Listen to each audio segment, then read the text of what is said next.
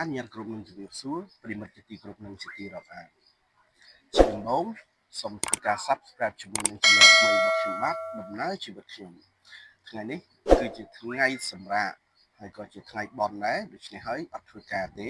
បាទបន្ទាប់ពីថ្ងៃដែលយើងគេហៅថាអាហារថ្ងៃត្រង់ណាជាមួយនឹងបាយប្រអប់សូមទឹករួចរាល់ហើយគឺថាដល់ម៉ោងដែលយើងត្រូវឆ្ងាញ់ហើយអញ្ចឹងមនុស្សយើងពេលវេលាមានតម្លៃហើយអ្វីដែលមានតម្លៃជាងគេនោះថា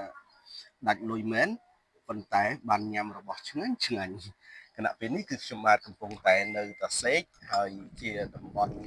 ដែលល្បីល្បាញមែនទែនមានភៀវកិត្តិយសអ្នកគ្រប់គ្រងច្រើនមែនទែនហាងនេះបាទហើយជាមួយនឹងមុខម្ហូបដ៏ឆ្ងាញ់ហើយថ្ងៃនេះគឺកំងមុខម្ហូបពីរមុខបងប្អូននេះសាឡម្ជូរគ្រឿងពោះគោបាទជាមួយនឹងសាច់គោអាំងទឹកប្រហុកនិយាយពីរសជាតិនៅនេះទៀតនិយាយថាឲ្យអ៊ូយបងប្អូនកុំថាឡើយញ៉ាំសូម្បីតែចំបោះស្រូវក្លិនហ្នឹងព្រោះឈ្ងុយ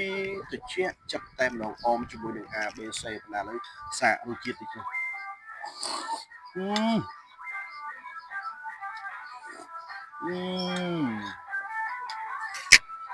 អែម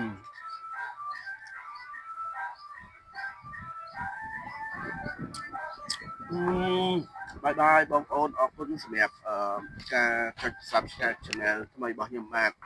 ហើយដំណើរកម្សាន្តនេះថ្ងៃចុងសប្តាហ៍ឬក៏ថ្ងៃសម្រាប់នេះសូមឲ្យបងប្អូនមានសេចក្តីសុខមានចម្រើនធ្វើដំណើរទៅទីចិត្តទីឆ្ងាយគឺថាសុវត្ថិភាពគ្រប់ពេលវេលាបាយ